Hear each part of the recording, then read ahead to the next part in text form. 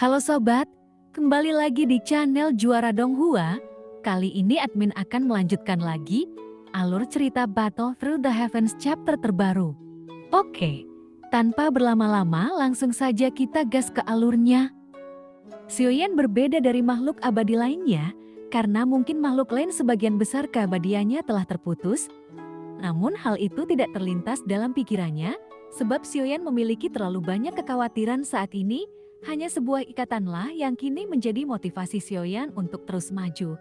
Namun kebingungan ini masih melekat di benak Xiuyan saat dia menerobos ke langkah ke-9. Lalu kemudian Xiuyan menarik napas panjang dan ia pun berkata, "Longdong, masuklah." Setelah memurnikan ramuan itu, suara Xiuyan datang dari dalam gua, lalu Yongdong pun perlahan masuk. Dengan hormat, dia menangkupkan tinjunya dan mengangkat tangannya ke arah Xiuyan. "Kamu mau pergi kemana?" Xiuyan pun terlihat duduk bersila dan memejamkan mata, lalu bertanya dengan kata-kata dingin. Dia tahu Yongdong pasti menyembunyikan sesuatu, hanya saja Xiuyan tidak mengetahui secara spesifik, tapi jawaban Yongdong secara langsung bergantung pada apakah Xiuyan akan membawanya pergi. Yongdong lalu berkata, "Allah utama." Dan kemudian Xiuyan menjawab, "Bicaralah lebih hati-hati." Xiuyan pun sedikit mengernyit, meskipun Xiuyan tidak tahu apa maksudnya tentang istana.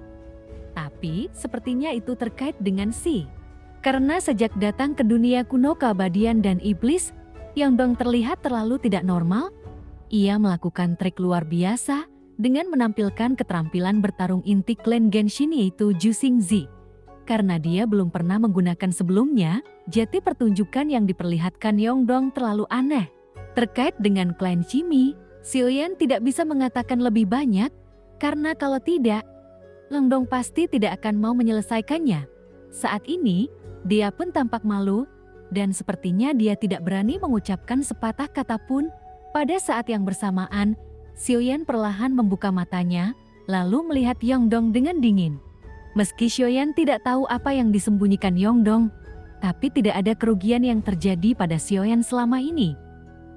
Nampaknya Yongdong lebih seperti dikendalikan setelah masuk ke sini, dan sepertinya ada tangan besar tak kasat mata juga yang mengendalikan Xiuyan dari belakang.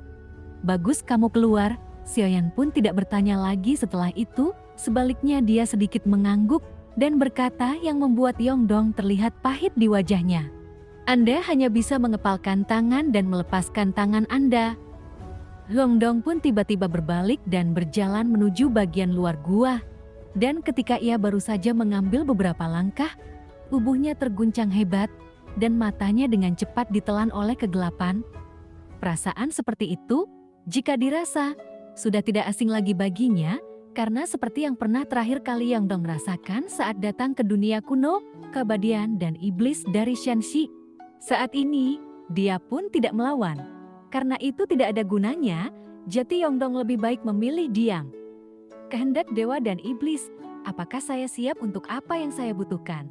Xiuyan pun keluar perlahan. Segala sesuatu di dunia kuno keabadian dan iblis telah berakhir kali ini, dan meski belum ada terobosan menuju keabadian Tuhan, namun tiruan dari dewa asli dapat dianggap telah mencapai keabadian seorang dewa. Lalu kekuatan dewa ini juga telah meningkat pesat. Dan jika diukur jarak dari keabadian Tuhan, jaraknya tidak terlalu jauh. Shenxi tidak tahu apa yang terjadi, jadi Xiuyan tidak bisa mengendalikan banyak hal sekarang. Hanya saja pengembalian ini, dia bukanlah satu-satunya, dan keabadian 50.000 dewa di dunia kuno makhluk abadi dan iblis, ini akan menjadi kekuatan yang sangat dahsyat. Jika semuanya sudah siap, itu dapat ditukar kapan saja. Suara halus dari keinginan makhluk abadi dan iblis terdengar. Xiuyan pun berkata, "Saya ingin memeriksa." Dan saat suara itu jatuh, retakan kosong muncul di dalam gua. Lalu itu pun membuat Xiuyan segera pindah. Namun Xiuyan segera terendam langsung ke dalam celah karena tekanan kuat yang dibawa oleh shuttle. Untuk Xiuyan, itu tidak banyak dampaknya karena ia didukung oleh tubuh yang abadi. Jadi pesawat ulang-alik seperti itu tidak terasa ada tekanan sama sekali. Setelah beberapa saat, sosok Xiuyan pun muncul di sebuah bintang dan melayang di tengah udara. Saat Xiuyan melihat sekeliling, nampak sebuah tempat yang gelap. Dan saat Xiuyan telah tiba, Ia baru saja merasakan aura yang sangat kuat. Bahkan jika itu hanya keabadian ilahi tingkat kedua. Namun setelah mencapai jumlah tertentu, ini juga akan menjadi kekuatan yang menakutkan dari keabadian 50.000 dewa ini. Mereka semua mendongak dan melihat Sioyan yang berjalan keluar dari celah. Mereka berkata, "Langkah ke-9, apakah kita akan mengikuti perintah langkah 9? Penampilan Sioyan tiba-tiba menimbulkan keributan. Karena mereka mungkin mempunyai ekspektasi yang terlalu tinggi. Jadi itu sebabnya mereka kecewa pada Sioyan, dan belum lagi soal pembangkit tenaga listrik teratas yang ada Shenxi. Mereka berkata, "Yang mulia, bagaimana ini bisa menjadi langkah ke-9? Jika itu langkah ke-9, maka Shenxi mungkin akan berada di ujung tanduk. Ketika kita pergi ke sana, bukankah kita akan mati dan tidak memiliki kehidupan?" Dan suara-suara yang berbeda itu terus keluar. Saat ini, Sioyan yang tergantung di udara sambil melihat 50.000 orang ini dengan mata acuh tak acuh. Sioyan tidak berbicara, tapi tetap menunggu dengan tenang. Meskipun ada diskusi terus-menerus, tapi ada satu hal, semua orang di sini tidak ada yang tersisa dan ikut andil dalam berdiskusi. Tapi tetap masih teratur, Sioyan pun terus terdiam saat melihatnya, dan akhirnya keributan itu berangsur-angsur menjadi tenang. Saat ini, semua mata tertuju pada Sioyan, dan setiap orang, mereka sedang menunggu pesanan Jikung yang diperintahkan untuk pergi ke Shenxi. "Aku akan jujur padamu, Anda akan pergi ke Shenxi, dan ini untuk membantu pertarungan Shenxi melawan penjajah. Dengan ini aku berjanji, setelah pertempuran ini selesai, aku akan mengirim kalian semua kembali ke alam abadi dan iblis. Dan saya akan memberi penghargaan kepada semua orang dengan murah hati." Suara Sioyan itu terdengar nyaring dan kuat. Makna yang terkandung di dalamnya, dengan kekuatan abadi menyebar di dunia ini, tapi kata-kata Sioyan semakin membuat hening. Tampaknya setelah mendengarkan apa yang dikatakan Sioyan, mereka menganggap ini jalan yang harus ditempuh dan tidak ada harapan untuk kembali. Seberapa yakin Shenxi akan menang? Pada saat ini, sebuah suara datang dari kerumunan. Masalah ini jelas merupakan hal yang paling dikhawatirkan semua orang, karena jika mereka mati, mereka sudah menyiapkan mental untuk itu. Karena saya telah memilih untuk berdiri di sini, tidak ada orang yang rakus hidup dan takut mati. Karena Anda hanyalah salah satu kekuatan yang membantu Shenxi, kecuali ada dunia lain yang terlibat juga. Pertempuran ini, aku dan Shenxi pasti akan menang. Sioyan menjawab pertanyaan ini dengan nada paling tegas. "Saya yakin saya berani berdiri di sini, tidak takut hidup dan mati, dan tidak takut untuk bertarung."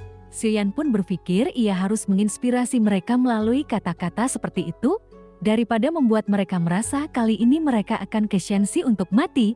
Tentu saja jika Sioyan menakut-nakuti, mereka mungkin tidak mau pergi ke Shenxi, tapi untuk menyelamatkan peri dan iblis, sebagai upaya terakhir jadi tidak ada keluhan dari mereka. Jadi apapun yang terjadi, mereka bersedia pergi. Sioyan berkata, "Setelah kemenangan Shenxi, Anda dapat kembali ke dunia kuno yang abadi dan iblis, dan Shenxi akan mengembalikan sumber daya dunia." Kemudian setelah Sioyan selesai berbicara, dia mengepalkan tinjunya dan membungkuk dengan berat, "Ini semua darah jiwa, dan mereka semua mematuhi perintah Anda." Pada saat yang bersamaan, bola darah melayang di depan Sioyan. Melihat bola darah di depannya, Sioyan langsung melambaikan tangannya, kemudian sel-sel darah berhamburan dan berubah menjadi darah jiwa yang tak terhitung jumlahnya.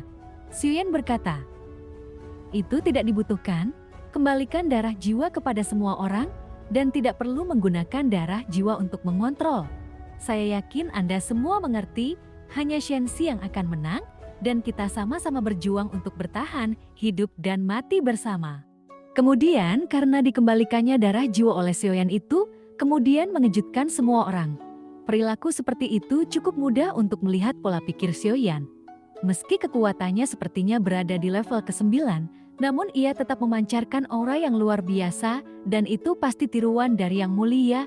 Kalau tidak, meskipun mereka menunggu, tidaklah cukup bagi Yang Mulia untuk datang sendiri. Perilaku mendominasi Sioyan itu masih mendapatkan banyak prestis, karena tentu mereka merasa Sioyan adalah orang yang cerdas dan efek darah jiwa sangat minim, Jati tidak ada cara untuk mengancam keabadian dewa, terlebih lagi keabadian 50.000 dewa. Dan melakukan hal ini sebenarnya akan mendapatkan dukungan dari masyarakat.